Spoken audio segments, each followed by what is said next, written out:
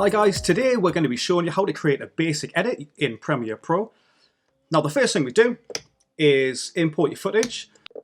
Now the best way to import your footage is either to go to File and Import or use the keyboard shortcut Command I. Now I'm going to use some of this footage I think. So we'll choose this one here, New York City skyline, that'd be nice. Click on that, click on Import.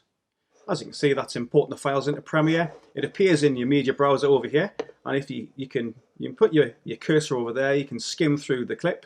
But I find the best way to edit that is by double clicking on it. It opens here in the project monitor window, and I find the best way to edit is by skimming through the clip, and I quite like that. That's nice. I think I'll start my footage there.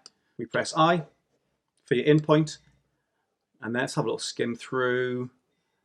I think I have quite a short sequence here. I think just before these people arrive there we go. I want my footage to end there. So we've already clicked I for the in point, which is here.